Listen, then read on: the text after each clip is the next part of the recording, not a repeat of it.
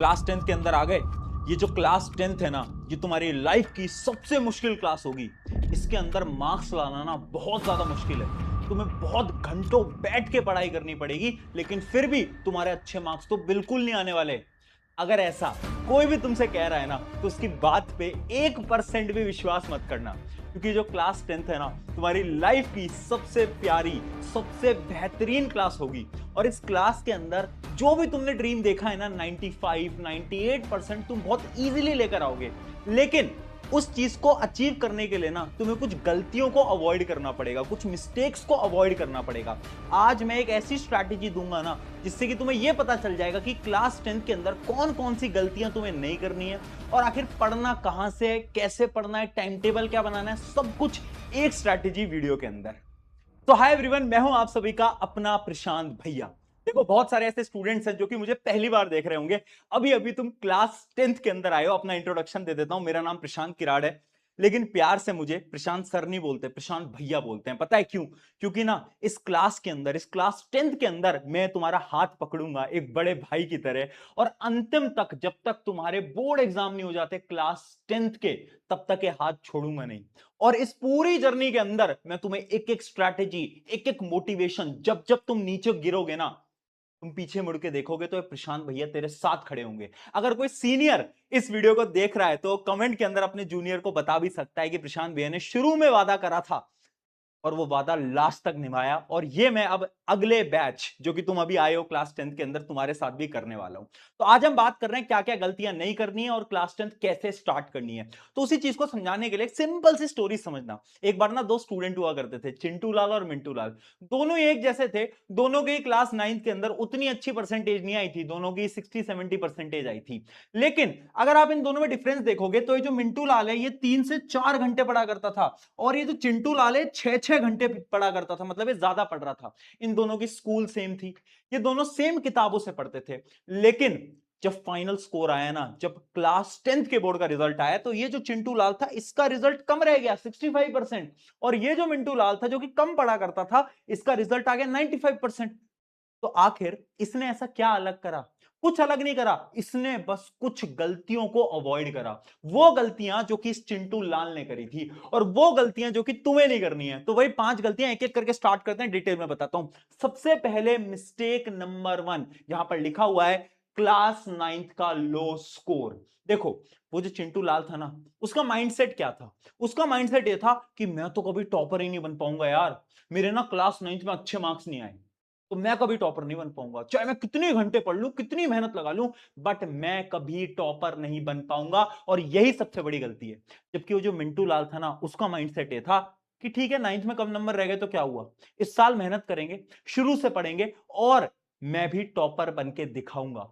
और यही फर्क होता है माइंडसेट का। अगर तुम क्लास टेंथ के अंदर आ रहे हो ना, और तुम ये सोच के आ रहे हो कि मुझसे नहीं हो पाएगा, मैं तो कभी अचीव नहीं कर पाऊंगा, नहीं कर पाऊंगी, अगर तुम ये सोच रहे हो, तो तुम कभी नहीं कर पाओगे। लेकिन अगर तुमने शुरू से यह सोच लिया ना कि ये जो क्लास है ना, ये मेरी लाइफ की सबसे बेहतरीन क्लास होगी, the class tenth will be best class of your life, this exam will be best exam of your life, अगर तुमने सोच लिया, तो तुम एक्चुअली में अचीव कर जाओगे। और इसी वजह से एक पहला कमेंट मैं आज तुम्हें इस वीडियो में लिखवाने के लिए बोल रहा हूं। कमेंट जरूर लिखना भी पॉज करके, this exam will be best exam of my life, ये लिखना।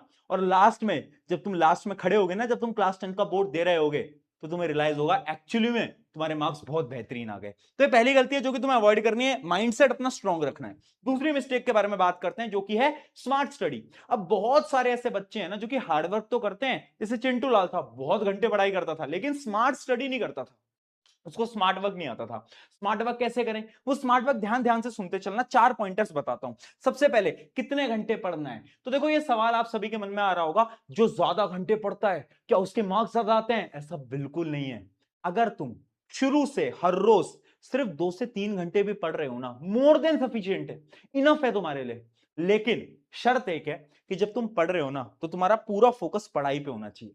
अब बहुत ऐसे बच्चे हैं जो कि यहाँ पे 6 6 घंटे पढ़ते तो हैं, लेकिन आधा समय उनका इधर होता है, आधा फोकस इधर होता है, कभी वो इंस्टाग्राम पे रील चला रहे होते हैं, है ना? तो वो नहीं करना है। चल, सिर्फ 1 घंटे पढ़ो, 2 घंटे पढ़ो, कोई दिक्कत नहीं है, लेकिन हर रोज पढ़ो। और ऐसे पढ़ो कि तुम्हारा पूरा फोकस तब पढ़ाई पे होना चाहिए, बाकी तुम्हारा दिमाग इधर उधर नहीं जाना चाहिए। ये पहली चीज है स्मार्ट स्टडी की। दूसरा पॉइंट, टाइम टेबल। क्या टाइम टेबल बनाना जरूरी है? हाँ जरूरी तो है, इसके लिए मैं एक अलग से वीडियो बना दूंगा अगर तुम बोलोगे तो। लेकिन अगर तुम टाइम टेबल नहीं बना रहे हो, एक स्ट्रैटेजी बताता हूं, daily target strategy. Daily target strategy क्या बोलती है? हर रोज आपको अपने टारगेट्स लिखने हैं। जैसे कि मैं रात में सोने जा रहा हूं, उससे पहले मैं कल के टारगेट्स लिख लूंगा कि मैंने एक पेपर उठाया, उसमें मैंने अपने टारगेट लिख लिए, target number 1, target number 2, target number 3, और कल मुझे वो तीनों चीजों को अचीव करना है। मैथ्स का एक चैप्टर, साइंस का एक चैप्टर, एसएसटी का एक चैप्टर। जब तक मैं वो पढ़ नहीं लेता तब तक मुझे सोना नहीं है। तो टाइम टेबल से अच्छा है तुम डेली टारगेट की एक शीट बनाना स्टार्ट कर दो। अभी से अगर प्रैक्टिस करोगे तो आगे बहुत तुम्हारा फायदा हो जाएगा। Third point, subject wise strategy.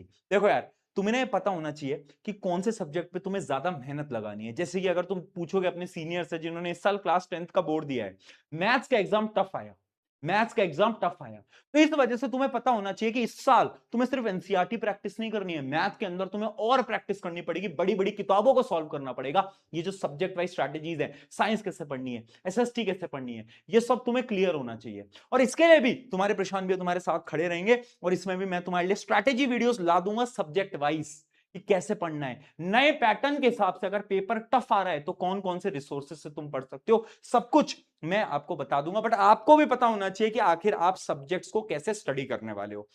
Point number 4, lack of self study. ये ना बहुत बड़ा पॉइंट है। ये ना बहुत बच्चे गलती करते हैं कि लेक्चर्स देख लेते हैं। अब तुम मेरी यूट्यूब पे वन शॉट वीडियो देखोगे, है ना, लेक्चर्स तो देख लोगे, लेकिन अगर तुम रिवाइज नहीं कर रहे हो, सेल्फ स्टडी नहीं कर रहे हो, तो कोई फायदा नहीं है किसी भी लेक्चर का। तो सेल्फ स्टडी करना बहुत इंपॉर्टेंट है। ये 4 पॉइंट है किसके? स्मार्ट स्ट्रैटेजीज के। ठीक है, फिर आते हैं थर्ड मिस्टेक की तरफ। थर्ड मिस्टेक क्या है? How to study. यानी पढ़ने का तरीका ही नहीं आता ना बहुत सारे बच्चों को। तो एक्चुअली में पढ़ने का तरीका क्या होता है, एक एक करके बताता हूं। सबसे पहले एनालाइज एंड सेट टारगेट। यानी तुम्हें पता होना चाहिए साइंस के अंदर, जैसे कि मान लो आपके 13 चैप्टर है, आपको पता होना चाहिए, ठीक है 13 चैप्टर है। अब आपको पता होना चाहिए कि इन 13 चैप्टर में से आप फिजिक्स को कैसे पढ़ोगे, केमिस्ट्री को कैसे पढ़ोगे, बायोलॉजी को कैसे पढ़ोगे, और टारगेट सेट करने हैं। टारगेट क्या होता है? जैसे कि अगर मैं एक आइडियल टारगेट तुम्हें बताऊं तो अक्टूबर महीना जो है, अक्टूबर के महीने के अंत तक आपका पूरा क्लास 10th का सिलेबस कंप्लीट हो जाना चाहिए। फिर तुम आगे बैठ के रिवाइज करोगे। तो ऐसा एक टारगेट होने चाहिए तुम्हारे पास कि पहला चैप्टर मैथ्स का, पहला चैप्टर एसएसटी का, पहला चैप्टर साइंस का तुम कब तक कंप्लीट करने वाले हो, एक टारगेट बनाओ। ये टारगेट बनाना भी बहुत इंपॉर्टेंट है। ठीक है, इतनी चीज क्लियर होगी। अगली चीज, NCERT plus question bank plus notes. NCERT करोगे, एक क्वेश्चन बैंक ले सकते हो, मैं भी अपने क्वेश्चन बैंक लाऊंगा, तुम्हें बता दूंगा। और नोट्स, नोट्स खुद के बनाना। देखो यार, अभी ना हम साल की शुरुआत में, जब एग्जाम में 10-15 दिन होते हैं ना, तब दूसरों के नोट से काम चल जाता है। अगर तुम अभी से खुद के नोट्स नहीं बनाओगे, लास्ट में जाके पछताओगे। अभी से सुन लो मेरी बात। तो नोट्स बनाओ, खुद से बनाओ, खुद से बनाओ नोट्स। क्लास के दौरान नोट्स लिख लिख के बनाओ, राइटिंग प्रैक्टिस भी हो जाएगी। अगला, writing practice plus calculation mistake. एक तो लिख लिख के चीजें करनी है, लिख लिखने की प्रैक्टिस करनी है, स्पेशली इंग्लिश हिंदी के अंदर तो बहुत प्रैक्टिस करनी है। और कैलकुलेशन मिस्टेक, पता है कैलकुलेशन मिस्टेक तुम क्यों करते हो? क्योंकि तुमने कभी नोट करा है तुम मैथ को कैसे सॉल्व करते हो? गलत तरीके से सॉल्व करते हो। तुम क्या करते हो? तुम क्वेश्चन देखते हो, फिर सोचते हो कि अच्छा इस क्वेश्चन में ये करना है, ये करना है, ये करना है, ये करना है, और फिर तुम छोड़ देते हो। यानी तुम पूरी कैलकुलेशन नहीं करते, तुम आधा क्वेश्चन छोड़ देते हो। क्या तुम ऐसा करते हो? अगर तुम ऐसा कर रहे हो तो गलत तरीका है। जब भी एक मैथ के क्वेश्चन को सॉल्व कर रहे हो ना, तो पूरी कैलकुलेशन करो, एंड तक, एकदम एंड तक आंसर निकालो। अगर ये करोगे तो तुम्हारी कैलकुलेशन की गलतियां खत्म हो जाएंगी। ठीक है, ये आपकी एक मिस्टेक थी जो कि तुम्हें अवॉइड करनी है। आगे बढ़ते हैं। अगली मिस्टेक क्या है? सी रूल।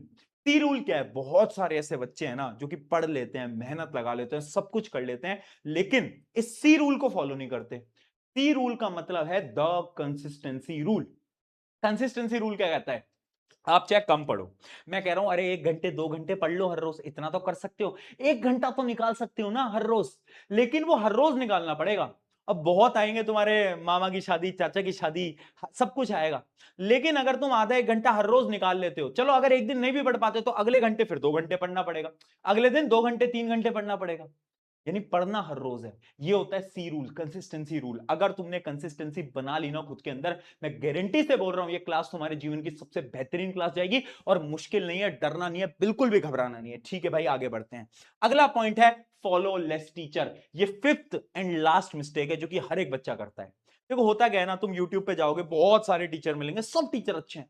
अब तुम बोलोगे कि यार प्रशांत भैया आपसे साइंस पढ़ लेता हूं, फिर उसके बाद तुम किसी और टीचर के पास जाओगे, फिर किसी और पे, फिर किसी और पे, इससे तुम्हारा टाइम वेस्ट होता है। तुम अगर मुझसे साइंस पढ़ रहे हो, तुम्हें अगर मुझसे समझ आ रहा है तो मुझसे ही पढ़ लो।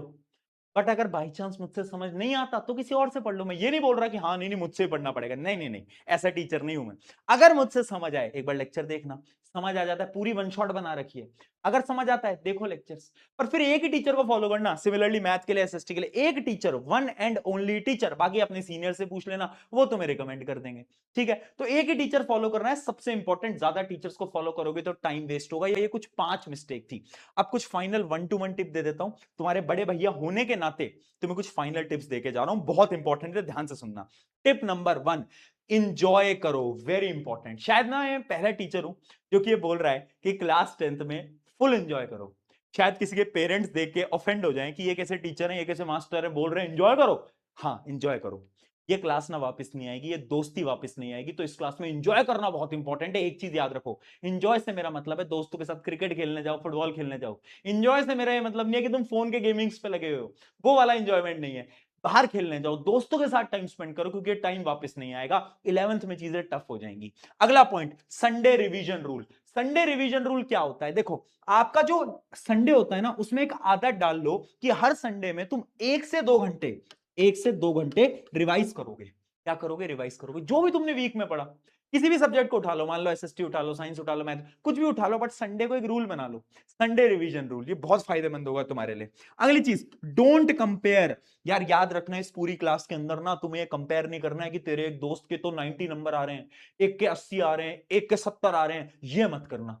Do not compare. मुझे पता है आपके पेरेंट्स शायद कंपेयर करते होंगे, लेकिन तुम खुद को कंपेयर नहीं करोगे, ये ध्यान रखना। हमें खुद सा बेस्ट बनना है, खुद का बेटर वर्जन बनना है, हमें दूसरों से मतलब नहीं है, हमें खुद का बेटर वर्जन बनना है। देखो कि तुम्हारे जो टेस्ट में पहले नंबर आते थे 60, कि अब 65 आए, कि अब 70 आए।